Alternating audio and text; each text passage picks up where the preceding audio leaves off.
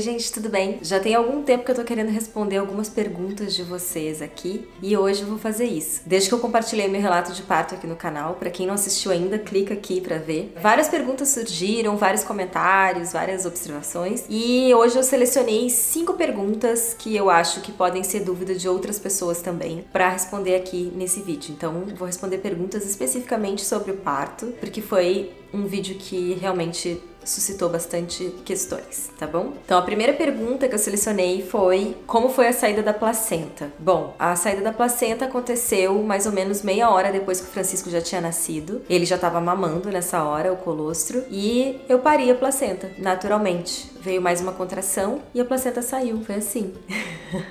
Aí depois disso, a gente esperou o cordão parar de pulsar para poder cortar o cordão umbilical. Que é muito importante esse tempo antes de cortar o cordão umbilical, porque o sangue que circula ali naquele cordão, ele pertence ao bebê. E é um sangue muito importante que volte pro bebê, de fato, né? Que fique com o bebê. Quando a gente corta o cordão logo que o bebê nasce, esse sangue se perde. Então é muito importante realmente esperar que esse sangue volte para o bebê antes de cortar o cordão, porque esse sangue é muito importante para ajudar na prevenção da anemia no primeiro ano de vida. Então, por isso, a gente espera, né, especialmente quem busca um parto humanizado, as pessoas que estão familiarizadas com esse universo do parto humanizado, prezam muito por esse tempo antes de cortar o cordão, porque sabem da importância desse sangue para o bebê. Então, complementando aí a questão da saída da placenta, já falei do corte do cordão. Outra pergunta que surgiu foi: na prática, o plano de parto é seguido? Aí tá uma grande questão sobre a importância da escolha da equipe. O meu plano de parto foi 100% seguido, mas eu tava cercada de pessoas que têm a mesma visão que eu. Isso é muito importante, a gente buscar se cercar de pessoas que acreditem naquilo que a gente acredita. E essas pessoas provavelmente vão nos respeitar. O primeiro passo para ter o parto que você quer é buscar um profissional que esteja alinhado com aquilo que você busca, né? Então, no meu caso, eu tava buscando um parto humanizado, eu tava buscando um parto domiciliar também, e eu me cerquei de pessoas que acreditassem nisso. Se você busca um parto humanizado no hospital, ou se você quer ter uma cesárea, enfim, aí você precisa buscar pessoas que estejam alinhadas com o seu propósito. Nesse caso, muito provavelmente o plano de parto vai ser seguido sim, né? Se você se cerca de pessoas que estão também querendo aquilo que você quer, muito provavelmente ele vai ser seguido. De qualquer forma, o plano de parto é um instrumento muito importante, é um documento muito importante de empoderamento, é uma ferramenta para o empoderamento muito importante, para que a gente realmente visualize aquilo que a gente quer e aquilo que a gente não quer. Eu lembro que foi só depois que eu fiz o meu plano de parto que eu realmente me senti pronta pro nascimento do Francisco, sabe? Ali eu realmente confirmei as minhas convicções, aquilo que eu tava buscando, eu pude me imaginar vivendo aquelas situações todas e foi um exercício muito importante de empoderamento pra mim. Então eu acho que o plano de parto ele é importante em qualquer circunstância, tanto pro empoderamento, tanto pra gente ter essa consciência do que a gente quer e ter a certeza de que a gente tá informada a respeito de tudo que a gente precisa estar, de que a gente tá tomando uma decisão consciente, que a gente sabe de todas as implicações de cada uma das nossas escolhas. Então ele, por si só, ele já é uma ferramenta de empoderamento e de autoconhecimento muito importante. Além disso, ele é um documento importante também, até para você poder reivindicar as coisas que você pediu, né, ou que você tá pedindo. Tá ali, tá escrito, a equipe viu, todo mundo tá sabendo o que você quer. Então, mesmo que você não esteja com uma equipe assim tão alinhada com o seu propósito, o plano de parto, ele acaba sendo uma ferramenta que te ajuda nessa direção, porque é diferente de você só falar, tá ali escrito, tem um documento dizendo, registrando tudo aquilo que você deseja e aquilo que você não deseja que aconteça no seu parto. Eu realmente recomendo, assim, é uma experiência muito importante nesse percurso aí que a gente faz até o nascimento do nosso filho, né? A terceira pergunta: qual era o meu plano B caso alguma emergência acontecesse? Todo parto domiciliar tem plano B e aquilo que a gente chama de plano Z, né? Aquele que a gente não quer recorrer.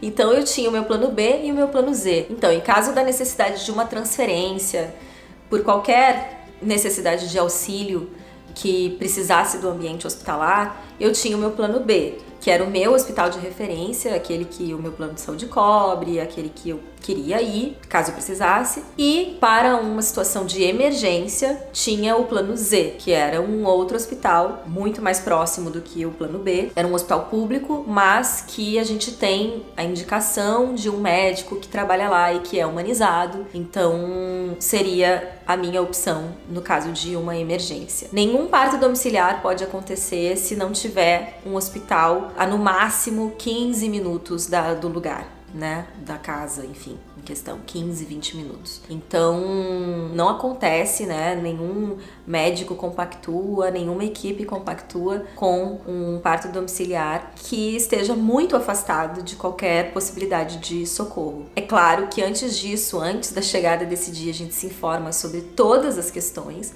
a gente sabe que a possibilidade de existir algum problema é muito pequena e que os problemas que poderiam surgir, na sua maioria, são problemas difíceis de lidar, inclusive no hospital. Então, não faria muita diferença estar ou não estar no hospital em determinadas situações. E a maioria das situações que podem ser contornadas tanto num caso quanto no outro também. Então, situações realmente graves que podem acontecer são situações difíceis de resolver, inclusive estando dentro do hospital. Situações simples de resolver podem ser resolvidas mesmo que a gente esteja em casa e mesmo que precise de uma transferência. Então, isso tudo vai deixando a gente um pouco mais tranquilo no momento de fazer essa escolha. Um outro ponto importante é saber que no momento em que a gente escolhe viver um parto domiciliar, a gente não tá pensando em precisar ser transferida. É claro que a gente faz todo o planejamento para o caso de, mas a gente tá confiante de que tudo vai acontecer da melhor maneira possível, do jeito que a gente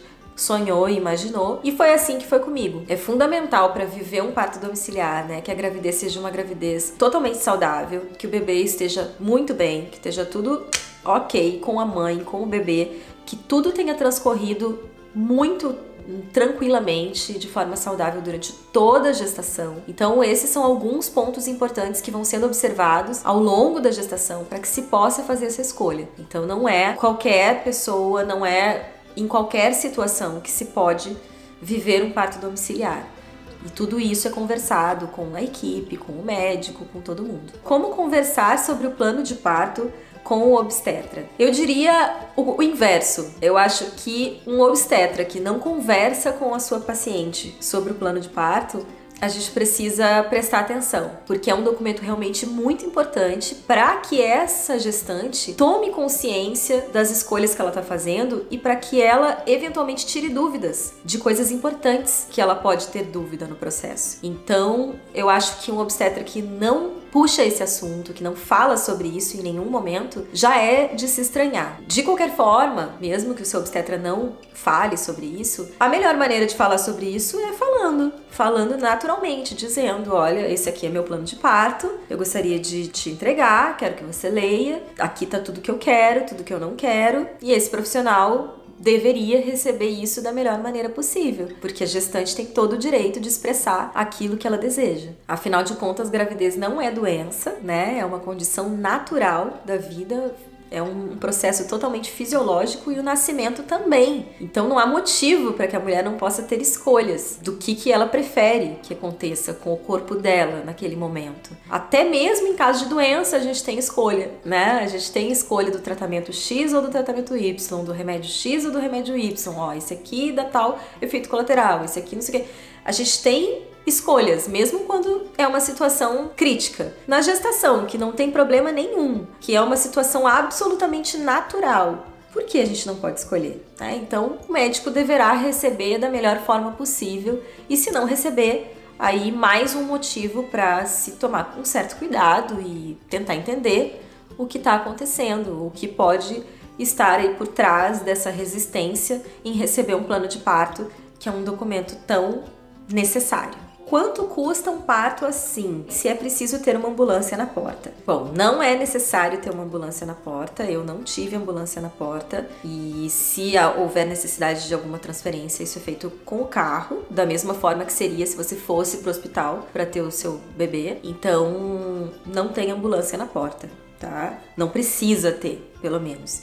Em relação ao custo, isso é muito variável, né? O Francisco nasceu já há 3 anos e pouquinho. Então, esses valores também mudam com o tempo. Você consegue mexer nele, porque num parto humanizado, a gestante é que decide a sua equipe. A gente escolhe quem a gente quer que esteja com a gente naquele momento. Então, a gente escolhe a obstetriz, a gente escolhe a doula, a gente escolhe tudo, né? Quais são as pessoas que a gente quer que esteja ali, qual vai ser o tamanho da equipe, quantas pessoas, quem, de quais especialidades, enfim. E cada uma dessas pessoas cobra um preço. Então, você pode enxugar isso, você pode ter só uma obstetriz e uma doula, você pode, né?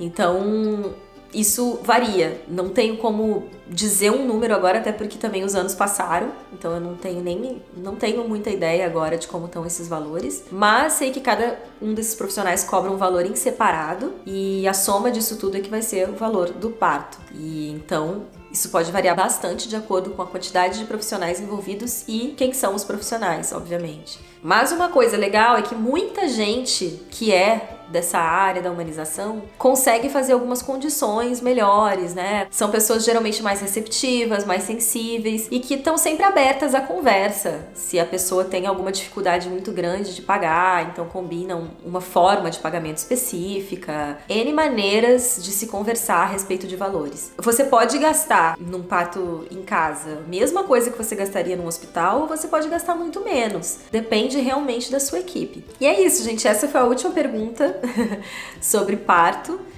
E mandem mais perguntas, mandem sugestões de vídeos que vocês queiram ver. Eu quero conversar mais diretamente com vocês. É super legal poder responder perguntas aqui. Essas perguntas eu já tinha mais ou menos respondido diretamente para as pessoas, né, por escrito.